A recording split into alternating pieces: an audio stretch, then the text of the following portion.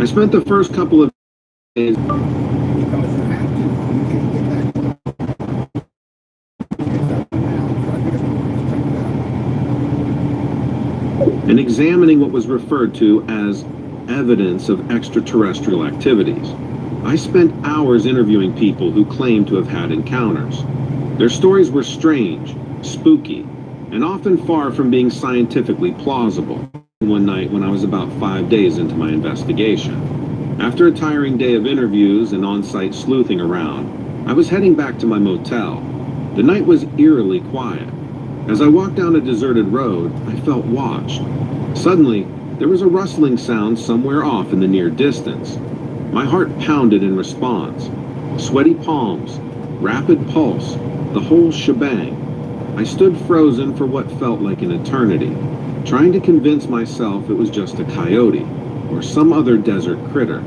But then I saw it. It was big, way too big to be any ordinary animal that lives in these parts. The vague silhouette lurked at the edge of the street. Its posture bristled with aggression. I stood in darkness. Whatever it was, it stood there, watching me intently. My heart pounded like a drum in my chest, and my breath hitched.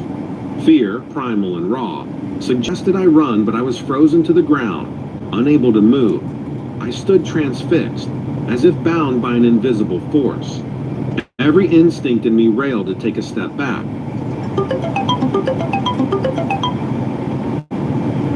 To leave, to run. I waited there for a moment. Neither of us moved until I started retreating back.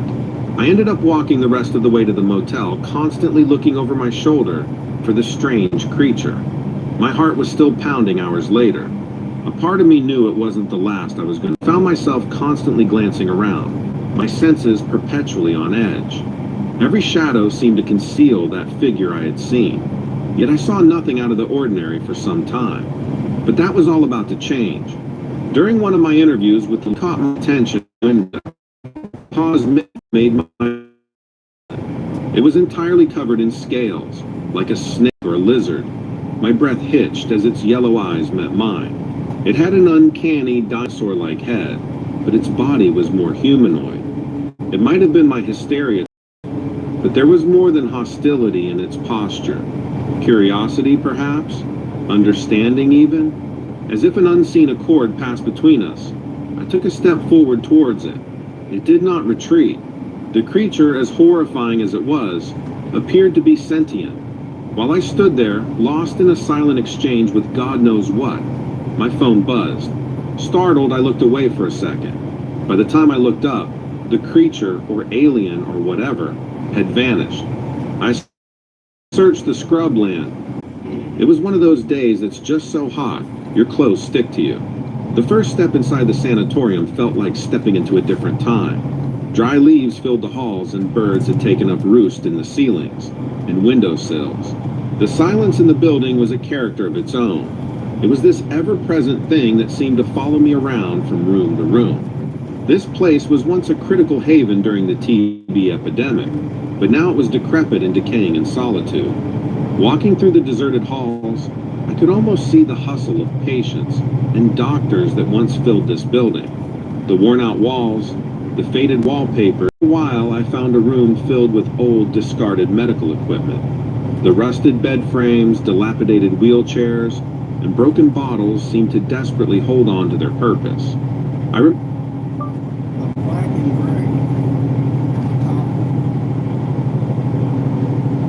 distinctly standing in front of an old drained hydrotherapy tub. I had heard tales of these tubs from Grandma, about how they were filled with ice-cold water to reduce the patient's high temperature. And then, the weirdest thing happened.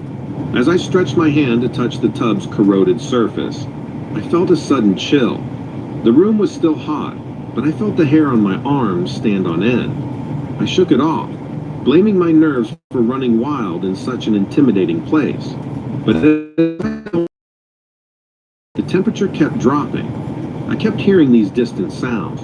They were hard to make out at first, but started becoming more clear as I ventured deeper into the building. At one point, I was sure I heard a child sobbing. As a father myself, it was that empathetic part of me that decided to investigate the noise. I followed the crying through the corridor, pausing every now and then to make sure I was going in the right room. It was a perfume of some sort, a fragrance of lilacs that seemed so out of place here. It was like something my grandmother would wear. I was beginning to fear that I wasn't alone in this run-down building. I continued towards the source of the crying, but every time I took a step forward, the sound seemed to move a step back. It was like a twist game of cat and mouse. Following a gut feeling, I moved towards one of the small rooms that were used as patient quarters. I stepped inside and the crying echoed louder in the hollow space. Hesitantly, I slowly put my flashlight towards the room. The beam cut through the darkness. At first I couldn't see clearly because of the dust particles in the air, but once they settled, I saw something absolutely horrifying. My flashlight realized what it was. In front of me was a translucent figure of a little girl. She wasn't real like you and me, but she was there, and her crying was as real as it gets. She wore a faded gown that hung loosely on her thin frame. Her eyes were hollow and infinitely sad. She twisted her hands together as she whimpered softly. "Hello," I called out hesitantly. As soon as the words left my mouth, she looked up, finally noticing my presence. Her hands flew up to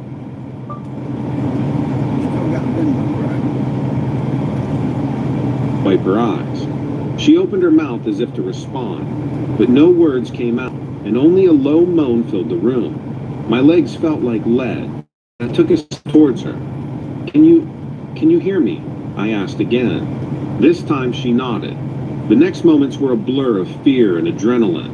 I tried asking questions, but her mute nods and head shakes were the only answers I had. I asked if she was alone, if she needed help. At this, she merely lowered her head, the sadness in her eyes deepening, and then she vanished. She was just, all of a sudden, gone. I stood there stunned for I don't know how long. When I finally came to my senses, I was alone again. No signs of the ghost girl or any other apparitions. I returned home, unable to shake off the encounter from my mind. Was that little girl indeed a ghost? What happened to her? And how long has she been trapped in that place? I've heard tales of ghosts and spirits, but this was more real and more frightening than any of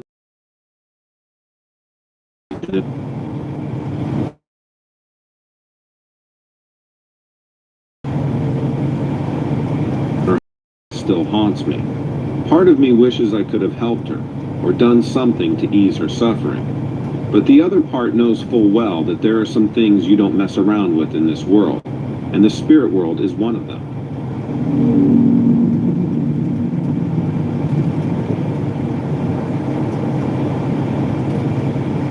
I guess you could say I'm a bit of a loner type. Always preferred quiet and solitude over noise and people. That's why I took off up to the Canadian Rockies for my latest adventure. I set out one spring morning, intent on immersing myself in the great outdoors for a week or so, maybe more. I didn't have any solid plans. I just figured I would go wherever the road took me. Hiking is more of a meditation for me than anything else, and the Rockies, with their vast wilderness and rugged terrain, was a hiking trail along the Alberta-British Columbia border. I followed it for a couple of days until I stumbled upon an isolated spot nestled amidst a section of towering pines, overlooking a beautiful glacial lake. It was one of those places you'd think only exists on postcards, but I was looking forward to waking up to that. The walls in the train before I was a sleeping bag, cozy as could be in my tent. I was just on the edge of drifting into that blissful sleep when I heard it. It was faint at first. I thought it could be the wind or the rustling of the trees, but then it grew louder, a repetitive, heavy thud, like something was knocking powerfully on wood. Quite far out from other campers, it was unnerving to say the least. I'd experienced various nocturnal sounds on my past trips, but this was different. This felt calculated, intentional almost. It sent a chill down my spine. I burrowed deeper into my sleeping bag, pulling the right into my eyes.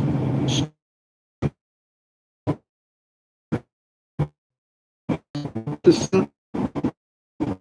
sound echoed through the night. I hate this fucking That's a money. You don't have to worry about something new. It wasn't it. I was sure I heard something moving around outside my tent, as if I was being circled. I knew I was in trouble then. Prey animals don't circle around things. That's only something a predator would do, and only when it was on the hunt. Something in the air changed. It became dense, almost suffocating. A new smell, something rancid and off-putting, began to permeate the tent. There was an undercurrent of something tangy and rotten. It was so strong I couldn't help but silently gag. My heartbeat pounded in my ears like a drum, every nerve in my body prickling with fear. Then, and I swear, I waited for a moment and then, real slow like, I cracked the zipper on the tent. It was nearly pitch black outside with the only light fire. Rummaging through my backpack, I found my flashlight. There, barely 15 feet away from my tent, the creature. This was no bear or any other creature I'd ever seen. This thing stood upright like a man, but it was no man. It must have been 6 or 7 feet tall and was covered in a deep, reddish-brown mass of thick, curly fur. Its arms hung down its sides, ending in long, gnarled fingers. The flashlight beam moved upwards, and I took in the details of its face. Similar to man's, maybe, but unspeakably wild and different. Deep-set, sunken eyes with a prominent forehead. It seemed to have longer hair on its head, but there was nothing around its face. It was like I was looking at those evolution drawings. This thing looked like it had been caught in the middle. Not quite a man and not quite an ape. After a long nightmarish moment, the beast turned and walked away. Its steps were heavy and unhurried, a stark contrast to the pounding in my chest. It seemed to acknowledge me there, but it didn't give me a second thought. I stopped breathing until I could no longer hear its movements in the distant trees. I sat awake throughout that night waiting for it to come back. When dawn found something that would point to tangible proof of my frightening encounter. But apart from a few broken branches, I found nothing. It was like the entire wilderness around me had reset itself. It left me to question the reality of the night before. The day after was spent in fear and quiet fascination for the wild. I stayed at the camp for another day, waiting for the creature to show up again, but it never did. When I returned to civilization, I scoured the internet for answers. The descriptions matched Sasquatch. There were no other creatures it could have been. The location seemed plausible. But honestly, I don't know who would believe me. It has left me with an unquenchable curiosity, a connection to the world that few can understand. It changed how I see the wild, how I see myself. The Rockies somehow seem even bigger now, and full of hidden secrets. So, that's my story. Crazy as it may seem, it's the most real thing I've ever experienced.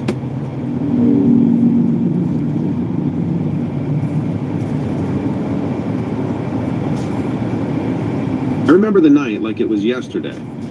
The whole day had been filled with great food, laughter, and the best company. I really fell in love with the place.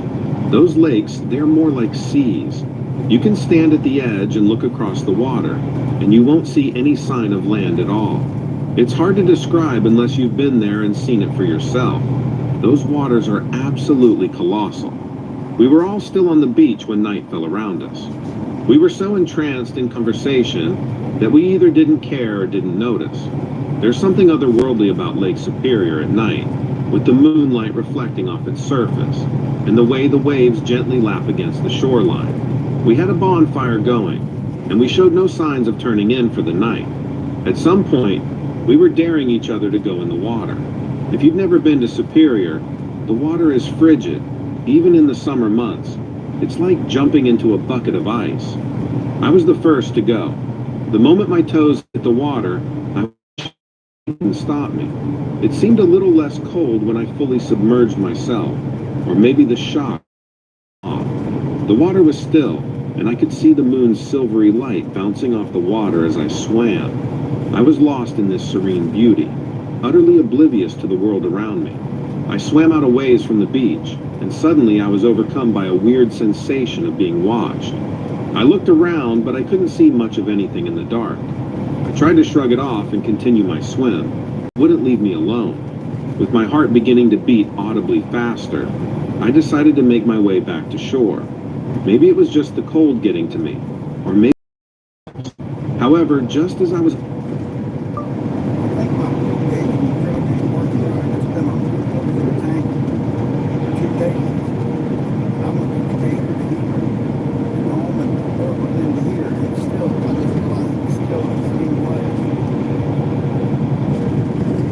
about to turn around, I heard something that froze me in place.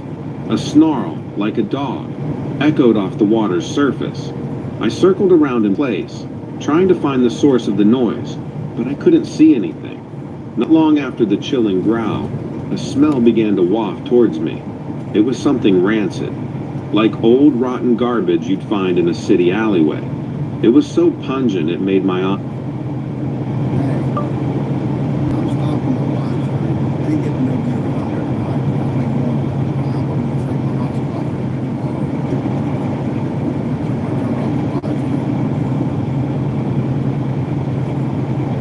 water. The sudden intensity was unbearable. I knew something strange was nearby, but I was still unaware of its identity. I could barely muster the courage to turn around, towards the smell. In the distance, on the shoreline, I could make out a dark silhouette. It was huge and human-like in form, but even in the dim lighting, I could tell that it was anything but. As I squinted to see better, I could hear my heart thumping in my chest. This wasn't just a trick my eyes were playing on me in the dark. This was something real, something undeniably real.